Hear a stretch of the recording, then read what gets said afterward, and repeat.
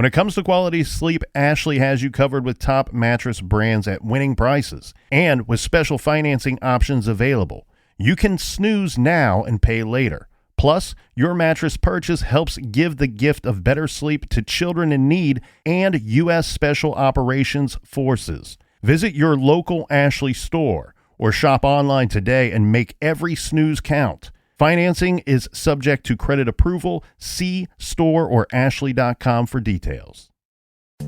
Looking to save big on holiday shopping? Xfinity Mobile has you covered. Now through January 10th, ask how you get a free unlimited intro line for a year when you buy one line of unlimited.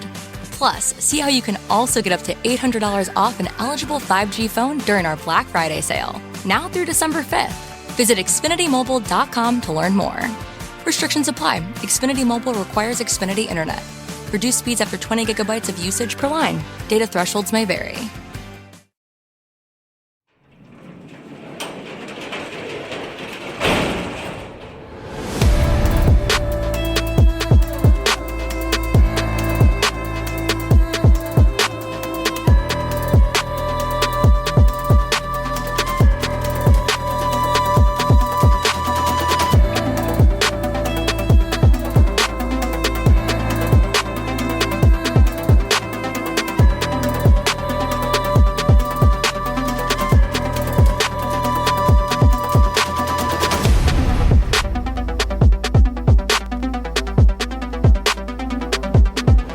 Welcome to True Crime Garage. Wherever you are, whatever you are doing, thanks for listening. I'm your host, Nick, and with me, as always, is a man who processes all of the unrequested information, possibly, maybe, unbelievably. What does it all mean? He knows.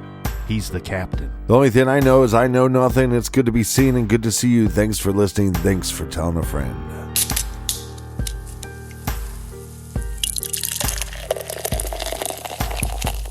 Today we are still sipping on this fine N-E-I-P-A that's called Instant Snowman from Forked Crick Brewery. If you like juicy, hazy IPAs, you'll want to be refreshed all at the same time. Get you some Instant Snowman, ABV 6.5%, garage grade 4 out of 5 bottle caps. And let's give some praise and thank you to our friends that helped us out with this week's set of shows. First up, it's a long-distance cheers to Irene in Wellington, New Zealand. And a big we like your jib to Sarah in Big Fork, Montana. And last but certainly not least, we have a double cheers going out to Jenny in Ashtabula, Ohio, and Grace over in Edinburgh, Pennsylvania. Everybody we mentioned went to truecrimegarage.com, clicked on the donate button, and helped us out with this week's beer run. Yeah, BWRUN, beer run. Get you some. Go to the store page. Get yourself a shirt. Get yourself a hat. Get yourself a hoodie. 20% off. Use the code BeerMe20. All capital letters, BeerMe20 to get 20% off in the store. And that is enough of the business. BeerMe20. If you don't want to be one of those people that just blends in, get yourself a True Crime Garage shirt, hoodie, or hat, and you'll stand out like that. That's enough of the business. Everybody gather around, grab a chair, grab a beer. Let's talk some true crime.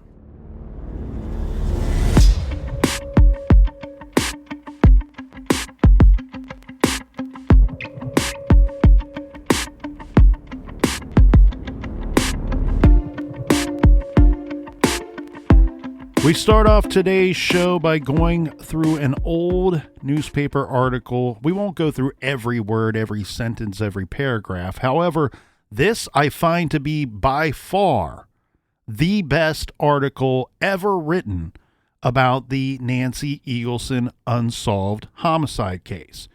The article is titled, "Girl Slayer Remains at Large, Paulding Crime Still Unsolved." And this is from 5 years after the murder took place, and it's written by a Lima News staff writer by the name of Gene Rockwell, who did gangbusters work on this article because, again, I believe it to be the best and most thorough, and it's rather updated as well, as you will see as we go through this article. And it reads, "Somewhere a man walks the streets, outwardly as inconspicuous as anyone. but with the burden of knowing 5 years ago he molested and murdered a young Paulding high school girl, subjected her little sister to a lasting emotional shock, and blemished the family. This man, more horrible than any fictional monster, shot 14-year-old Nancy Lee Eagleson to death following a criminal assault on the evening of November 13th, 1960. Perhaps in such a twisted personality, there is no capacity for regret or remorse, or perhaps his waking and sleeping hours are haunted by the memory of what he has done. The history of such crime reveals many motives for the slaying of a rape victim. Usually, the victim is slain to prevent future identification of the attacker. Sometimes the force of the attack itself is sufficient to cause death. Nancy was brutally shot in the head by her unknown assailant. No clues to the murderer have turned up after 5 years of investigation by the Paulding County Sheriff's Department. At 7:40 p.m. that Sunday, Nancy and her sister Cheryl, then 5, were walking along Jackson Street in northeast Paulding on their way home from a movie. Their father, Don, operated a bowling alley in Paulding on the weekends, and during the week, he was employed at International Harvester in Fort Wayne. He was at the bowling alley that night. Their mother, Betty, also worked, and instead of waiting for their father, the girls decided to walk home from the movie since Mrs. Eagleson would be home at that time. Mrs. Eagleson was asked last week about the crime and about the failure of police to solve it. Mrs. Eagleson said Cheryl, now 10 years old, is still terrified by the memory of that never-to-be-forgotten night. Quote, "I can talk about it now," Mrs. Eagleson said, "but Don doesn't say very much about it. It really broke him up. They say a woman can adjust to something like Nancy's death better than a man, or can cover their feelings more or something. Maybe that's the way it is with me. I hide the hurt, keep it inside." Mrs. Eagleson said Cheryl has deep emotional scars from the events of that night. Cheryl loved Nancy, the mother noted. They were inseparable. But Cheryl has changed now. She isn't a loving child anymore. She's afraid to get close to anyone emotionally, for fear she might lose them, as she lost Nancy. Nancy would have been 19 now, her mother said, and in college. The bereaved mother said she does not blame police or the sheriff's department for their failure to solve the crime. "I believe they did the best they could do," she said. She thinks the slayer is from Paulding or immediate area. "He has to be," she declared. "He knew his way around too well." However, her husband believes the killer was a hunter, not from the area, probably staying in a motel, and committed the crime on the spur of the moment, melting back into his home region when it was over. Mrs. Eagleson still gets a lot of calls, mostly from cranks, saying they know the identity of the slayer. None of them have proven authentic. Mrs. Eagleson's theory, the crime is that the girls were seen by the killer as they were sipping Cokes in a local restaurant on their way home from the matinee movie. Along Jackson Street, Cheryl said the man slowed the car and asked the girls if they wanted to ride. She said Nancy replied, "No, we're only a few doors away from home." Cheryl said the man stopped the car and asked Nancy directions. He got out of the auto, Cheryl recalled, and came around the front in the full glare of the headlights. He grabbed Nancy by the arm and during the ensuing struggle, pushed his victim to the ground. Cheryl said she tried to grab the man by the shoulders, but he struck her in the stomach, knocking her to the ground. She said she did not see the man strike Nancy, but he placed her inside the car opposite the driver's seat. The man got in and drove away as Cheryl screamed. Mrs. Eagleson said Cheryl told her the man smelled like he had been drinking, but her theory is that the girl smelled chloroform or some similar substance, which accounted for Nancy's submission after the frantic struggle. Mrs. Eagleson theorizes her daughter was not killed where the body was found, but elsewhere, then was left by the slayer, where she was discovered by the hunters. Paulding County Sheriff John Keeler was asked last week if the case is closed. He said, "Certainly not. These cases are never closed. Every now and then we get a lead and a possible suspect. We check out these leads thoroughly, but so far, no luck at all." Keeler said he was convinced the slayer was not from the Paulding area. "The man is sick," the sheriff observed. "He can't help himself. He would have killed again. We would have had another slaying on our hands if he were a local man." Cheryl described the man who killed her sister as about 5 feet 8 inches tall, heavy, with a belly like Santa Claus. He wore horn-rimmed glasses, possibly with thick lenses that made his eyes appear larger than normal. She stated she believed he was crippled. A man who broke out of Michigan City, Indiana prison a month before Nancy was killed and who subsequently was executed in Tulsa, Arizona for a similar crime was checked and cleared of the Paulding slaying. Another man from the Paulding area charged with rape in Napoleon and acquitted was consequently convicted of a rape slaying in Detroit, Michigan. His method of operation was similar to the man's who killed Nancy, but he also was investigated and cleared. So the man who slew Nancy Lee Eagleson is still at large, free to commit another crime. Police officials believe he will or has, that he acted under a compulsion, a mental illness, and could not help himself. Officers stress this certainly does not excuse the man, but points to the dire necessity of his apprehension. Well, there's so much there to unpack, so let's do some of that, if you don't mind. One, let's go for it. What's your theories on if this man is local or not? Here's the thing. If the two things that the family has told us, and this is things that have been told to us by people outside of the family as well, if the phone lines were cut to the Eagleson home that night, if in fact somebody did try to abduct Cheryl weeks after Nancy's murder, I think those not just point to, but for me, seal the deal that this was a local guy. Everything outside of that tells me that this was somebody that was looking for a victim and may have traveled to this area and found the victim there that night, unfortunately.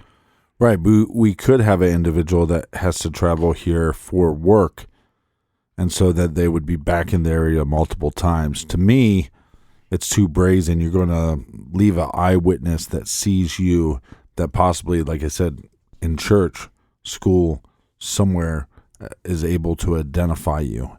The other thing that's tricky, too, because it no longer exists to this day, but back in 1960, it's my understanding that there was a hospital in the area. And I've been told that it may have been between the abduction location and where Nancy Eagleson's body was eventually found, which is very weird to me. Again, that drive felt very quick to me. It almost felt like somebody abducted her and either had to stop at this location or stopped at this location for some reason. Right. Would have passed the hospital. And again, I believe that it was on Route 111. So could somebody have been in the area for work because they were working at that hospital? Or could they have been visiting a loved one or a friend or somebody that they knew that was in the hospital? Now, I don't know if law enforcement did this, but I'm guessing no, because within 2 days they're saying we're at a standstill. I'm going to the restaurant and just asking, was there any single male eating alone that possibly saw them go into the restaurant and then, oh, they're leaving, I'm going to follow them out? Or look for local hotels or motels and see if there was any single men staying in the area. That would give me at least some kind of lead to go on. The other thing that is bizarre here too, Captain, is that you could have a situation where somebody spotted the girls walking alone or spotted the girls, as the mother suspects, sipping sodas at the restaurant and decides then and there, hey, I'm going to take one of these girls. Right. And the reason why I say that seems to be likely is that according to Cheryl's accounts, and it was key to me to read that article because we see how Cheryl's accounts kind of, I don't want to use the word change, but she seems to be able to fill in some of the blanks later as she got older. She was 10 at the time of that article. It was 1965. But according to Cheryl's account, there was a vehicle parked at that P-Locks, the old abandoned gas station, no longer in operation, on the corner that they passed before the vehicle approached them. I am of the belief that may be the same vehicle, that the person saw the girls walking, they walked past him, he pulls up in the vehicle alongside of them, following them. He would have been following them very shortly after they walked past P-Locks. Right. Now, one could have spotted these girls and then decided to position themselves at P-Locks to intercept them before they get home. To do that, if that was in fact the killer's plan to intercept them before they got home, well, then that means he already knew where the girls lived. And so therefore he likely would be a local man, or at least somebody that knew Nancy in some form or fashion or knew her family. Well, and might know that the husband is not going to be there. The husband, the father, is going to be working at the bowling alley during this time. So the only person that's going to be home is the mother. But again, I know where you live, so I'm going to intercept you. Now, I think she made a great point because she brings up chloroform, and what we were saying before is if you're taking your victim, and we're not talking about like a very small victim or a very young victim.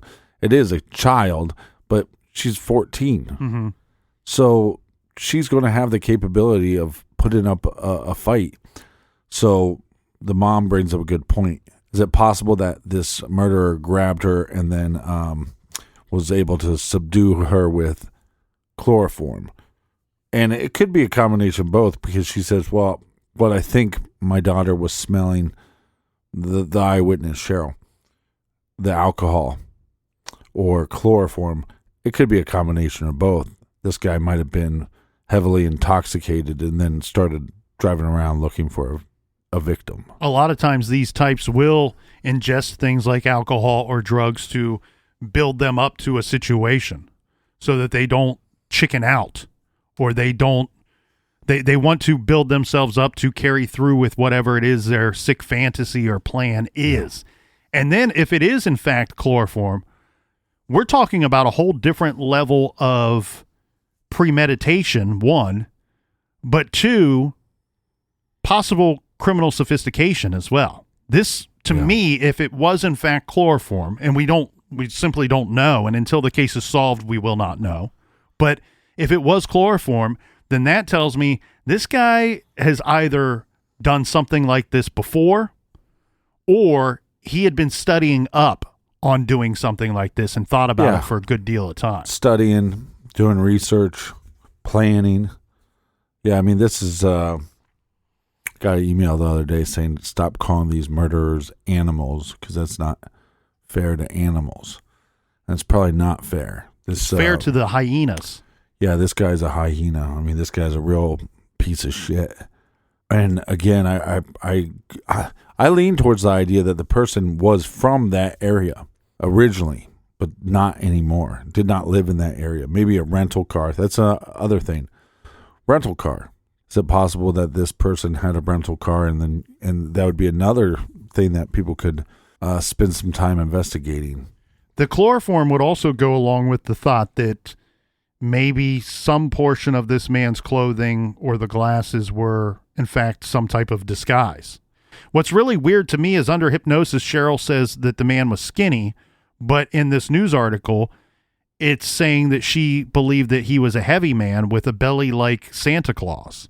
So those are two very different things, but we also know that it's not terribly uncommon for criminals to layer their clothing or to wear larger clothing than necessary to give the appearance a different physical appearance. Right. And that's the tough thing too. When you look at the composite sketch, to me, not the one where you're looking at him, face to face, but the one where you're looking to him where he's on from the side, to me it looks like he was almost like slicking back his hair. Again, is that the way he wears his hair, or is that a ruse? This, to me, the composite sketch to me looks like one of two things, or it could be a combo of both, I guess. It looks to me like somebody that is dressed to potentially go visit somebody at the hospital or to work there, or it's a man that was still wearing his Sunday church attire and just remained in that attire throughout the day of Sunday, and maybe went into town and went out to a restaurant, right? Or, and then spotted the girls somewhere as they walked. It'd be interesting to know, and it's too much to ask Cheryl to recall something like this. There's no way that she would be able to recall this, but it would be interesting to know if they were talking about walking home. Like if they were openly talking about that at any point in their evening, and the wrong person heard them, caught wind that, they might be by themselves. And then you think about the idea that the phone lines were cut at the Eagleson home. If in fact that were true, to me that makes me think, well, maybe the killer thought that they would end up home alone and thought of abducting Nancy there. Right. Then it makes me want to question the family. Was the mother supposed to be somewhere and not? That's a very good question. And here's my thought on that. I can't answer for the family, but here's my suspicions. So we know that the father, Don, was working at the bowling alley, which he regularly did on the weekends. And what I've been told by everybody that knew Don, they said that he worked at the bowling alley probably for a little extra money, but it was also like that was his number one hobby. It's fun. Right. He likes to bowl. It's a fun job. He likes to hang out at the bowling alley. Probably got free bowling. Right. And what's great about bowling alleys too? They often sell beer. We like beer. And pretzels. So the thing here is, don't forget the pretzels. From my understanding is that it was very common for Don and his wife Betty, the two Eagleson adults, the two Eagleson parents, to go to the bowling alley and hang out together. Was this a night, like you said, Captain, that maybe Mrs. Eagleson was supposed to be at the bowling alley with her husband, Don, but for whatever reason, it fell through, or at the last minute, she decided not to go? If that's true, if that is true, and obviously somebody in the family could answer that, to me, I'd put a way higher percentage at this point that they know this individual, if that was the case. I mean, it could be happenstance that here's this person in town, sees these girls walking, and they are walking because their father is working. Their mother is going to visit the father at work. So that does put you in that happenstance. But starts at that point, it would start leaning towards this idea that they might know this kidnapper. They might know this murderer. This murderer might be somebody, family friend that maybe Cheryl just has not been able to, maybe somebody that doesn't come around as often anymore. But again, how much of what they were wearing and how they were doing their hair and all that stuff, how much was that their identity and how much of it was a ruse?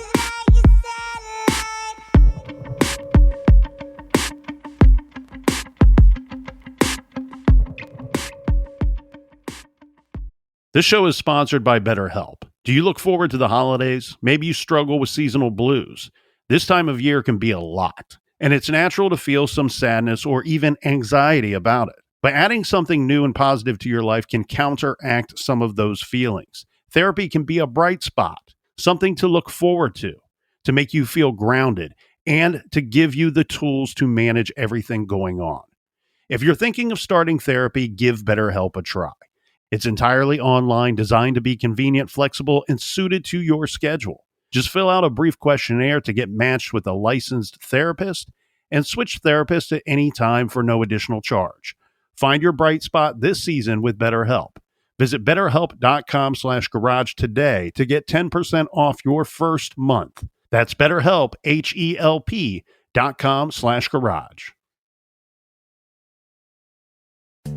Looking to save big on holiday shopping? Xfinity Mobile has you covered. Now through January 10th, ask how you get a free unlimited intro line for a year when you buy one line of unlimited. Plus, see how you can also get up to $800 off an eligible 5G phone during our Black Friday sale, now through December 5th. Visit XfinityMobile.com to learn more. Restrictions apply. Xfinity Mobile requires Xfinity Internet. Reduced speeds after 20 gigabytes of usage per line. Data thresholds may vary. You know what's bleak? Shopping for home basics like toilet paper holders, entryway hooks, and jewelry organizers. It's like big businesses not only have a vendetta against the earth, but also against giving us attractive, quality options for home accessories. Ditch the plastic and elevate the mundane with Safran Everyday, a woman-run, sustainable brand for durable, minimalist home goods made from steel. Visit safraneveryday.com and use promo code UNDERCASEPODS for 15% off your first order of colorful home essentials. That's SAFRAN everyday.com.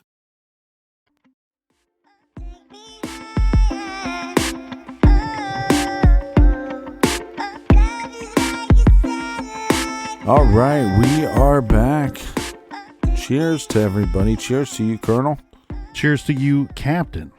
All right. Well, we have praised the sheriff, John Keeler, for his efforts and for his wisdom and for his work ethic. Yes, and for reaching out to other jurisdictions, thinking outside of the box, if you will. That was something that wasn't done back then. So we praised him for that.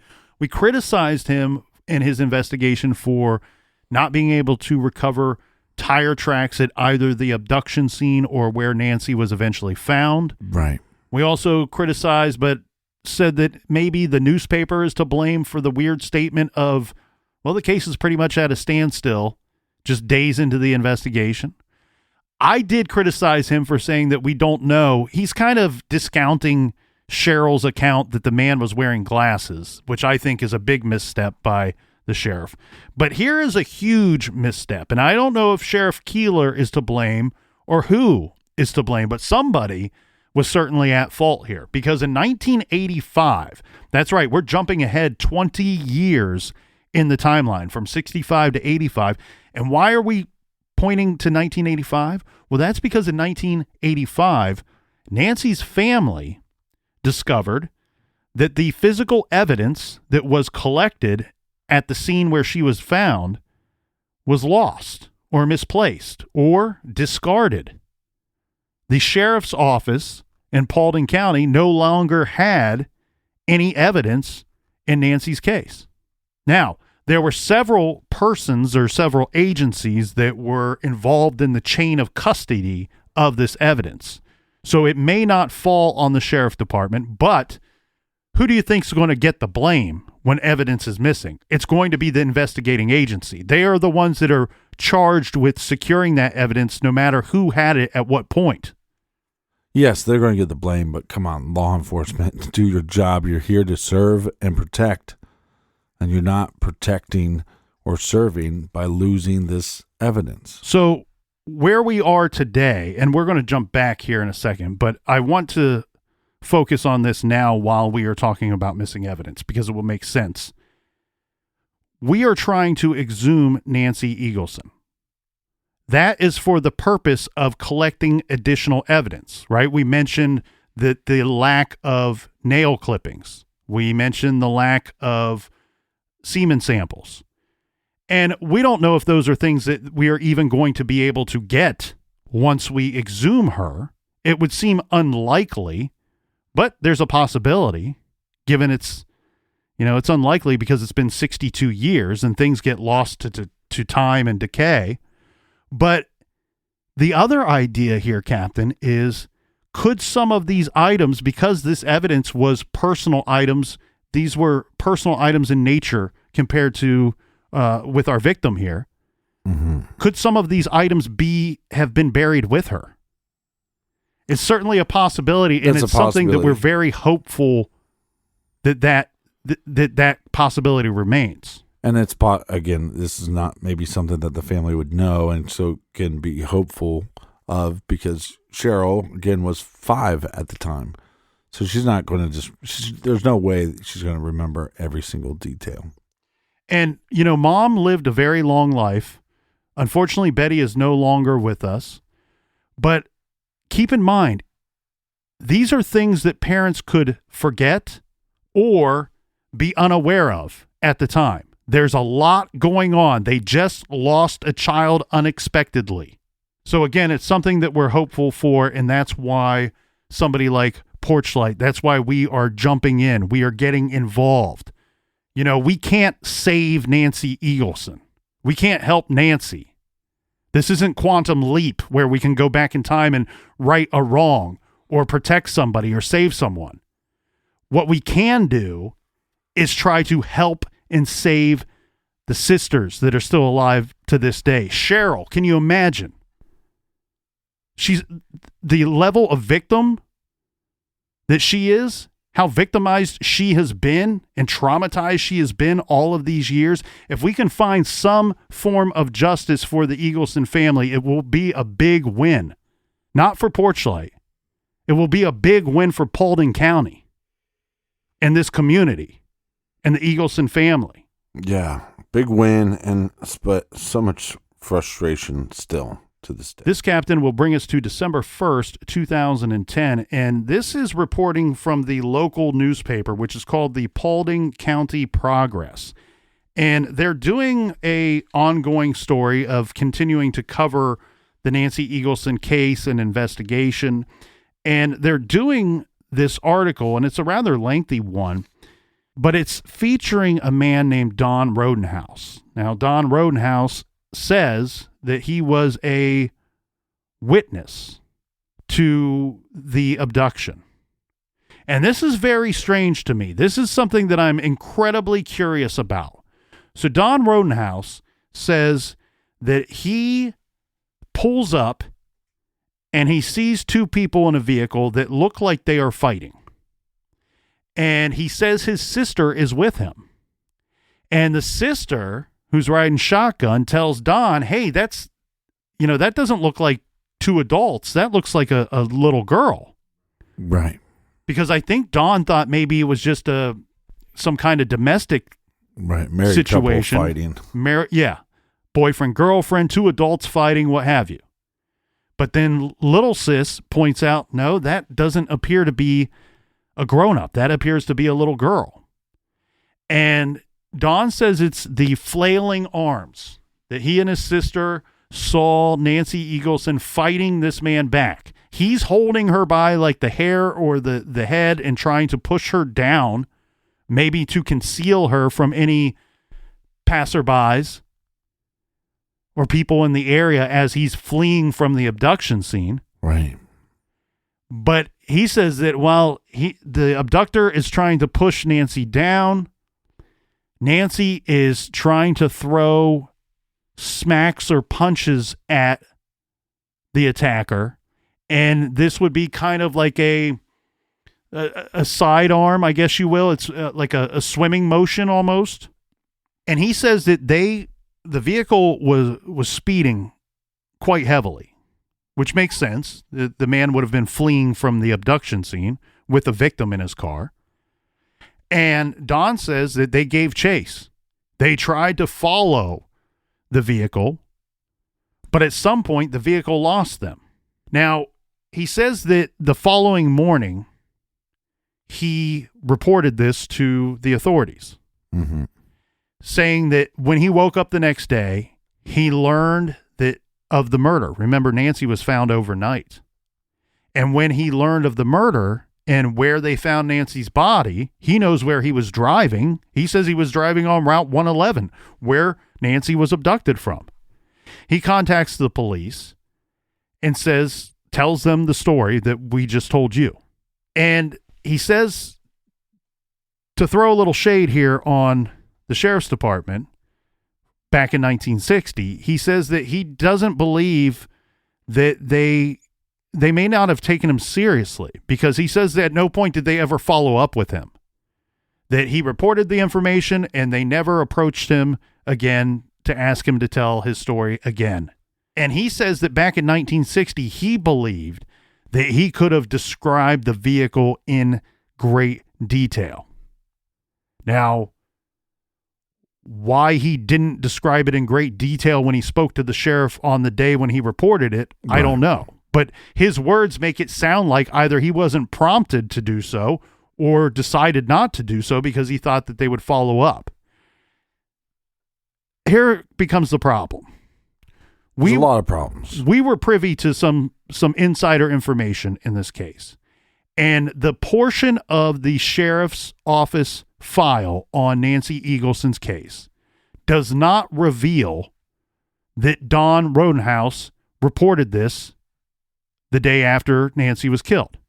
Now, he very, very well may have, but there's nothing indicating that he did this other than this newspaper article, his own words.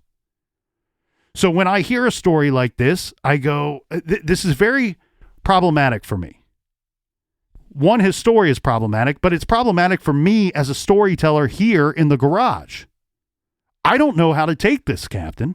Is this simply a guy that's tried to do a good deed, tried to help somebody out back in 1960 and has come forward all these years later and is still trying to help out? Is this just a good guy? Or we've seen this before. It wouldn't be the first time, and if it is the case, it won't be the last time. It could be the case that this man just injected himself into the investigation. He wants to know what law enforcement knows. Yeah, he's a local, so he'd know the area. But the thing that he has going for him is his sister was with him. So isn't that a pretty solid alibi for the time of the crime? It would be if he, in fact, did report this back in 1960. Right. If we could find proof positive that he didn't report it back then, or if we could find proof positive that she didn't back his story in 1960, or nobody else backed this story in 1960, wouldn't we want to know why 50 years later he's telling this story? The other problem, too, is the details inside the story itself, where Cheryl, she states that she didn't see her. She sees her sister looking back. Right. But also the suspicion that maybe she was chloroformed, so she would have been knocked out. She would have been out. Mm-hmm. There wouldn't be somebody with flailing arms in the back seat. Yeah, if that's what happened. Yeah. Right. Now, could she have come to, woke up and tried to fight off her attacker? Yes, that's a possibility. The other problem, though, is he says he chases after the vehicle and the vehicle loses him. The problem with that, Captain, is if in fact the attacker went from abduction site to where Nancy was eventually found, we already talked about that's pretty much a straight shot. You go around two curves and boom, it's a straight shot.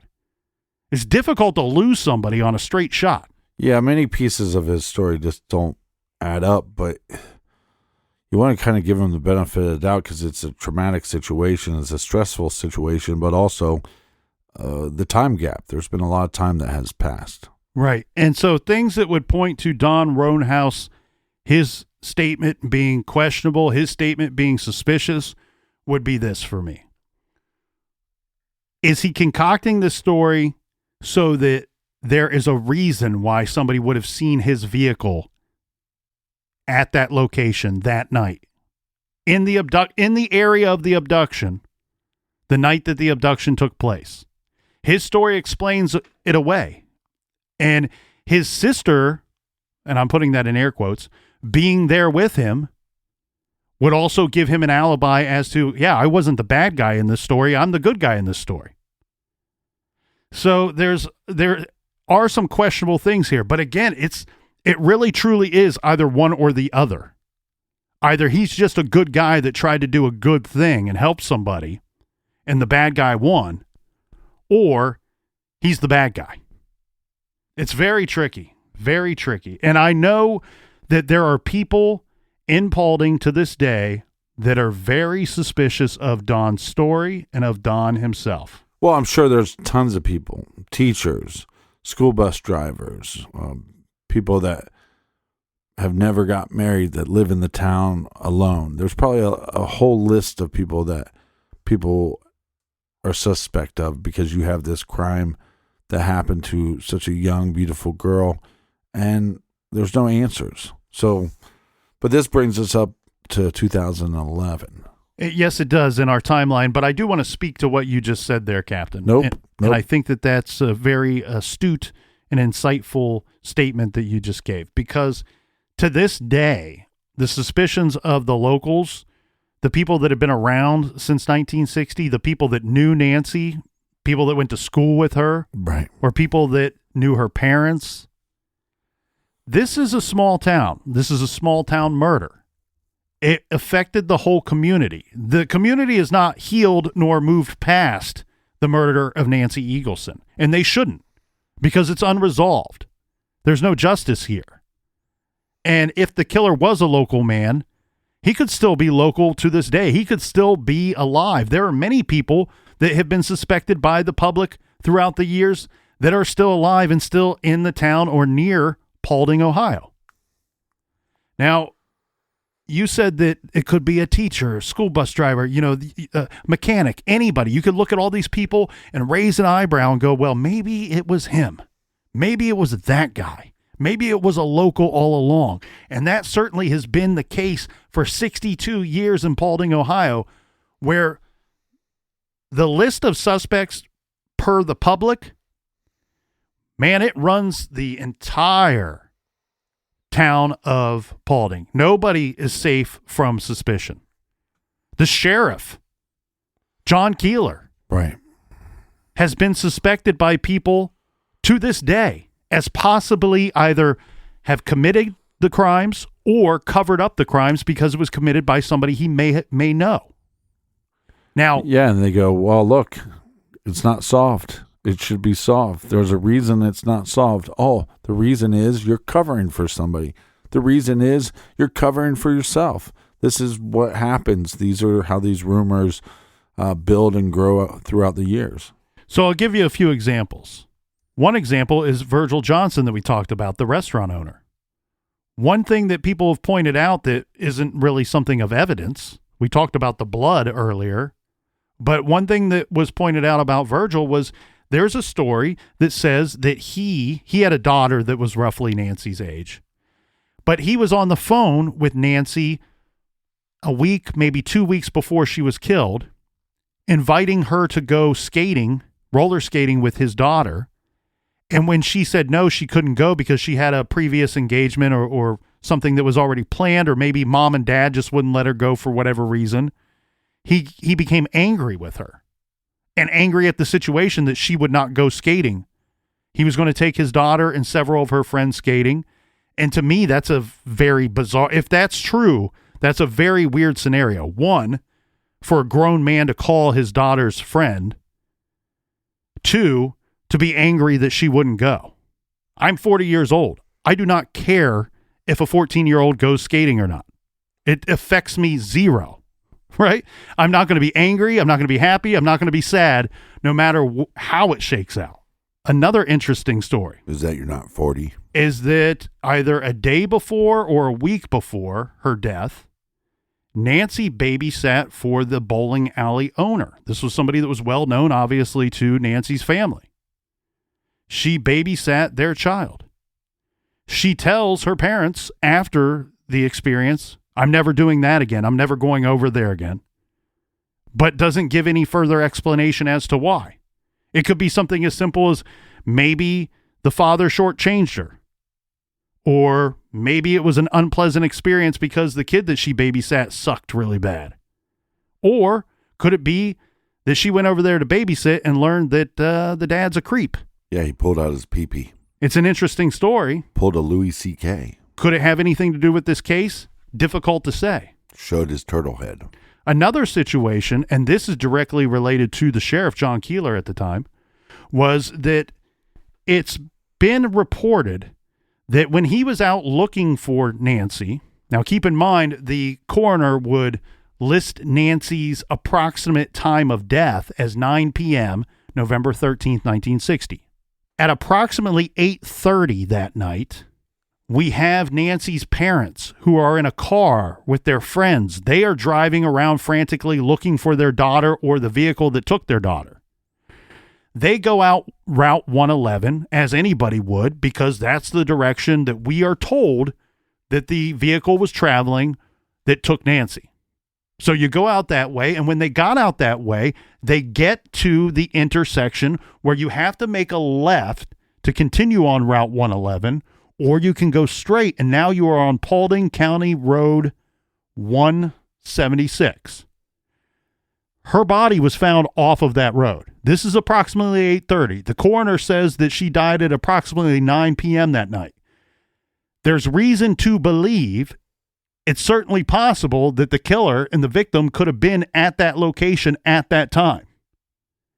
But also at that location is Sheriff John Keeler, who tells the Eaglesons and their friends who are out looking for Nancy, go look elsewhere because I already checked back here. There's nothing back here. Many people have wondered, did he find something and was he covering for somebody, or was he covering for himself and trying to direct people away from where Nancy was eventually found? The other possibility, though, is he was just a good man out trying to do a good thing and trying to help Nancy and help the situation, and for whatever reason didn't see a car or didn't see Nancy and moved past and did in fact do as he said. I just searched back here. There's nothing here. Well, and that's not where this story ends. There's more to the story. Possibly. And who knows if this is related to all of that portion. Well, I should say probably more to the rumors. Yes. Yeah. Because what we have that takes place is many years later, John Keeler's son, John Keeler Jr., his wife goes and tells police that Jr. killed Nancy and was responsible. Now, Jr. would have been of driving age. He would have been a little bit older than Nancy, a handful of years older, so it's certainly a possibility. The thing, though, that I keep going back to, though, is the statement of Cheryl saying that she didn't know how old the man was, but she believed off of that short experience that the man was older than her father, or appeared to be older than her father. Right. And so Junior would not fall into that category, wouldn't fall anywhere close to being in that category. The other thing, too, that I have a problem with, and I'm not saying that we should discount the sheriff and say he's perfectly innocent, or that the son is innocent, or the sheriff didn't cover for somebody. I simply don't know. But what my gut tells me is that no, that the sheriff probably was not covering for somebody, because look at what he did. We can learn from the actions of his investigation. Well, and you got to go with your gut, your nut, and your butt. That he was trying to solve this case. Right. He was contacting other agencies, other law enforcement agencies. If he was trying to cover up something he did, or something that he knew the person that did it and was trying to cover for them, right, he wouldn't be reaching out to other agencies. That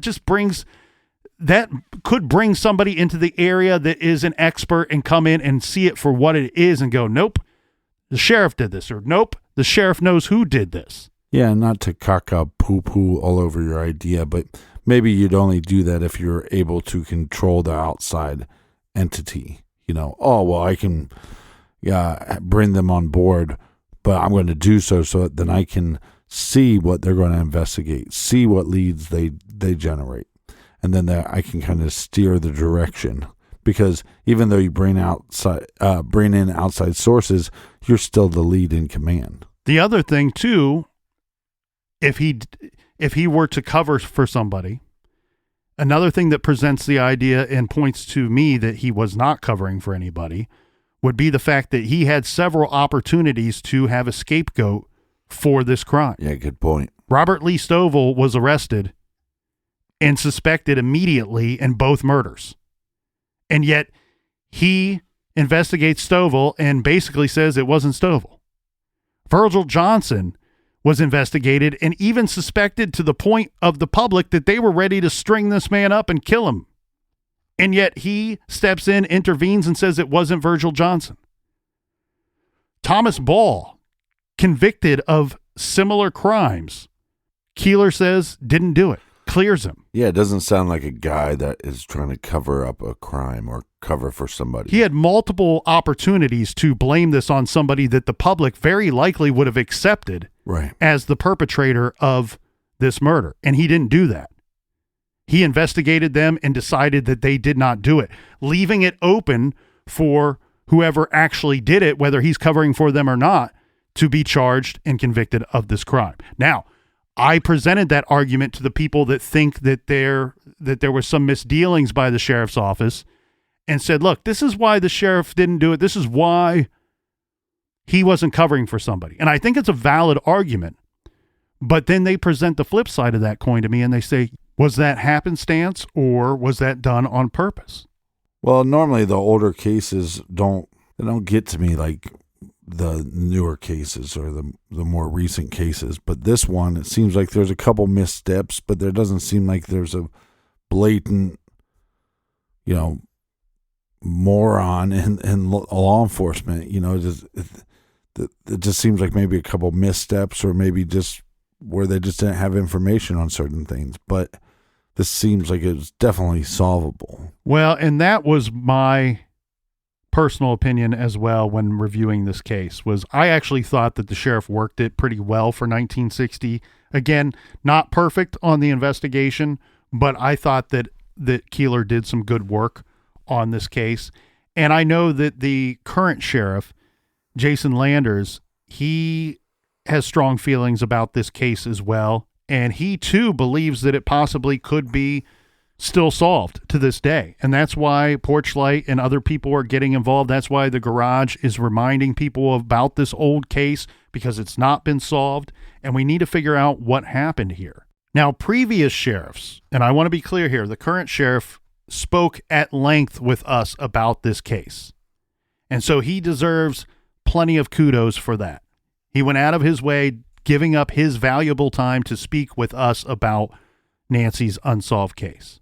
He does not fully agree with this, but he passed this along to me. He said that previous sheriffs believe that a man named Mark Hodges committed this murder. Now, Mark Hodges looks really good for something like this, something like Nancy's attack and her murder, because he was believed to be driving around the area of Northwest Ohio back in the day in the 60s, committing very similar crimes. And I say believed because Hodges is a slippery dude. He's one of these guys, Captain, that he was brought to trial multiple times for rape, multiple times for attempted murder, multiple times for murder. He seemed to get acquitted every single time. Now, I did not have the ability to review those court proceedings or those trials, but what my gut tells me on Mark Hodges, sometimes where there's smoke, there is fire. And with Mark Hodges, there's just too much damn smoke, man. He's repeatedly accused and tried, not arrested, not suspected by the public, tried, brought to trial for similar crimes, and then eventually convicted in one of those crimes. So I see a guy like Mark Hodges and I go, it's not impossible. It's not out of the realm of possibility to believe he could have been there. He could have been the one that abducted and killed Nancy Eagleson. Now, we should point out that in 2011, a agency that is near and dear to our hearts, the National Center for Missing and Exploited Children, they went to Paulding, Ohio. They met with the sheriff's office. They collected evidence, and we are not allowed to say what it is. We've been asked to not say what that evidence was. But they collected evidence back then that will help lead to a conviction if they find the right person. So that is a bright spot in this investigation. And then in August of 2022, this year, John DeMuth has filed a motion in Paulding County Probate Court to allow the body of Nancy Eagleson to be disinterred from the local cemetery where she was buried nearly 62 years ago. A hearing is set for this September, for September 20th, to determine if we will be allowed to do that. And I'm begging, we need to be able to do this because it's the last hope. It's our last chance at justice. There very likely could be something of strong evidentiary value found. Well, and I don't think this is going to hurt the case. And I think maybe us covering it and this happening in the news will bring more attention and maybe bring some more leads. And maybe we can get some actual evidence to test in this crime.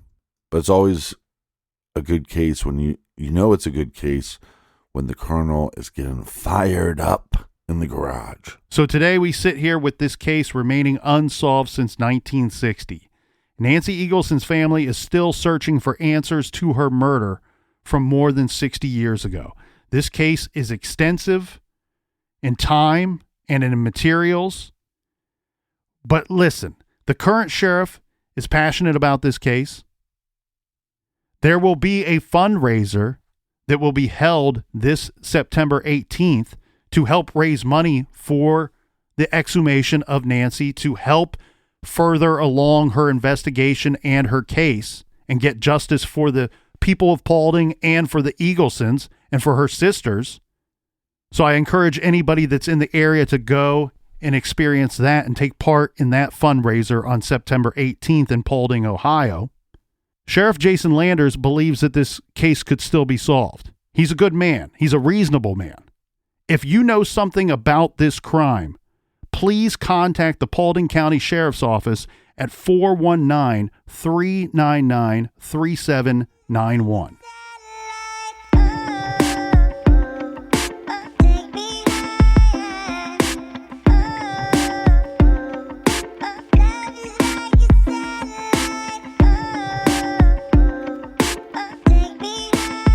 Thank you so much for joining us here each and every week. We appreciate it. We love whispering into your sweet earlobes. Colonel, do we have any recommended reading for the listeners? This week, we are coming to you with an ask for a little bit of help. We don't ask for help very often here at the garage, but we're asking that you take a little bit of time and go to porchlightonline.org. That is the website for the nonprofit organization, the Porchlight Project, which is assisting the Eagleson family in hopes of exhuming Nancy Eagleson's body and then re-investigating, opening up this investigation again for one last crack at justice for Nancy Eagleson and for her family members. Please go to porchlightonline.org, and if you wish to make a donation, that will go directly toward the Nancy Eagleson case. We thank you so much in advance for any help that you are able to offer. And until next week, be good, be kind, and don't litter.